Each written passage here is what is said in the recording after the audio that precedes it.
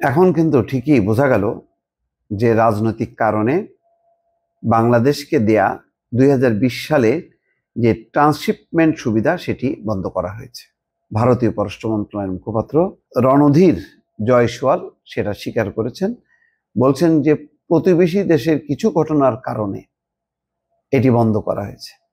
প্রথমে বলা হচ্ছিল যে না, এটা তেমন কোনো ব্যাপার না, আমাদের বন্দরের উপর অনেক চাপ পড়েছে, সেই চাপ কমানোর জন্য এটা সাময়িকভাবে বন্ধ রাখা হয়েছে। বিষয়টা যে রাজনৈতিক কার্যকারণ তার কিন্তু স্বীকার করেনি প্রথম পর্যায়ে, এবং হঠাৎ করেই কিন্তু বন্ধ রাখা হচ্ছিল যখন বেনাপোল সীমান্ত থেকে ফিরে আসে 4টা ট্রাক স্পেনের যাওয়ার উদ্দেশ্যে, অর্থাৎ কলকাতা বিমানবন্দর থেকে এই তৈরি গার্মেন্টস যাওয়ার কথা ছিল, সেই বেনাপোল থেকে ফিরে আসে ট্রাকগুলো হঠাৎ করে ট্রান্সশিপমেন্ট বন্ধ করে দেয়।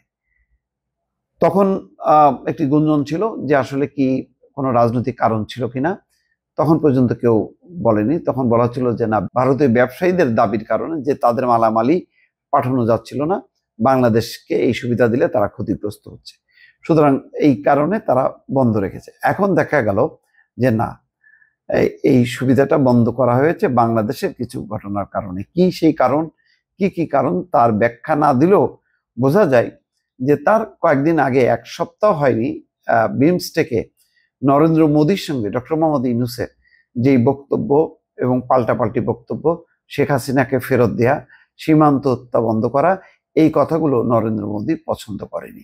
কেননা এমন সব দাবি কখনো শেখ হাসিনা করেনি। এখন এই দাবিটা পছন্দ করেনি নরেন্দ্র মোদী, তার বডি ল্যাঙ্গুয়েজ দিয়ে সেটি প্রকাশ পাচ্ছিল, যদিও মুখে তিনি সম্পর্ক উন্নয়নের কথা বলছিলেন যে উত্তেজনা তৈরি হতে পারে এমন বক্তব্য পরিহার করা, ইত্যাদি ইত্যাদি।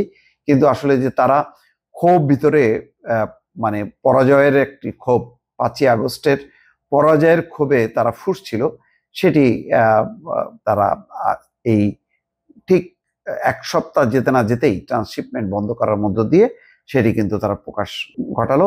এবং পরে জানা গেল বিমস্টেকের এই সম্মেলনে যে সাইডলাইনের বৈঠকটিও হচ্ছিল না, শেষে থাই প্রাইম মিনিস্টারের অনুরোধে এটি মুখ রক্ষার জন্য বৈঠকটি হয়। দর্শক দেখেন, এখানে বলা হচ্ছে যে বৃহস্পতিবার সাপ্তাহিক ব্রিফিংয়ে জয়সওয়াল এটা বলছে ওই সিদ্ধান্তের আগের কিছু ঘটনা খতিয়ে দেখা প্রয়োজন, তাহলে ছবিটা পূর্ণ এবং স্পষ্ট হবে। কোন ঘটনাবলী খতিয়ে দেখা প্রয়োজন সে বিষয়ে মুখপাত্র অবশ্য উজ্জ্ব রাখেন, অর্থাৎ প্রকাশ করেন। ভারতের সরকারি সূত্র বলছে গত মার্চ মাসেই বাংলাদেশের বাণিজ্য মন্ত্রণালয় স্থলবন্দর দিয়ে সুতা আমদানি বন্ধ করার সুপারিশ করেছিল গত মার্চ মাসে। আচ্ছা, কারণ হিসেবে দেখানো হচ্ছিল অবকাঠামোজনিত সমস্যা, যদিও সেই সিদ্ধান্ত রূপায়িত হয় ভারত তার স্থলবন্দর দিয়ে তৃতীয় দেশে বাংলাদেশে পণ্য রপ্তানি বন্ধ করে দেওয়ার পর। ওই সিদ্ধান্তের কয়েকদিনের মধ্যেই বাংলাদেশের গত মার্চ মাসে গৃহীত সিদ্ধান্ত রূপায়ণ করে, অর্থাৎ বাংলাদেশ আগেই সুতা আমদানি বন্ধ করছিল, এবং হয়তো যেটা ধারণা করা হয় সমুদ্র পথে পাকিস্তান থেকে সুতা আমদানি হলে সুতা আমদানিতে যে সমস্ত কারসাজি চলছিল স্থলপথে সেটা বন্ধ হবে। সুতরাং বাংলাদেশ তার বাণিজ্যিক স্বার্থে পাকিস্তান থেকে সুতা আমদানির একটি পরিকল্পনা চূড়ান্ত করে ভারত থেকে আমদানি বন্ধ করে দেয়। এটি হয়তো তাদের মধ্যে ক্ষোভ তৈরি হয়েছে ভারতের মধ্যে, যার কারণে হঠাৎ করে তারা ট্রান্সশিপমেন্ট বন্ধ করে দেয়। যদিও এটা এখনো পর্যন্ত তারা অফিসিয়ালি বলছে না।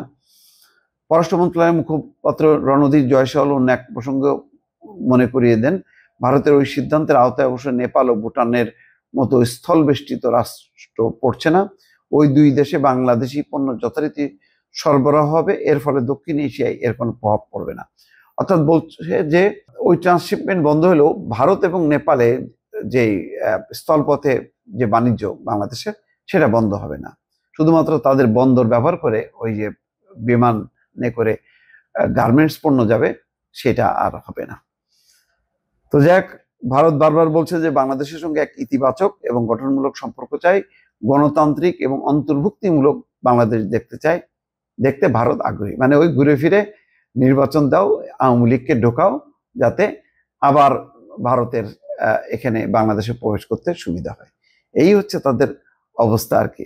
এবং তারা হয়তো পররাষ্ট্র সচিব বাংলাদেশে এই মুহূর্তে, পররাষ্ট্র মন্ত্রী আসবেন পাকিস্তানের, এটাও হয়তো তারা নজর রাখছে যে গতি প্রকৃতি কোন দিকে যায়। দর্শক ভালো থাকবেন, আল্লাহ হাফেজ।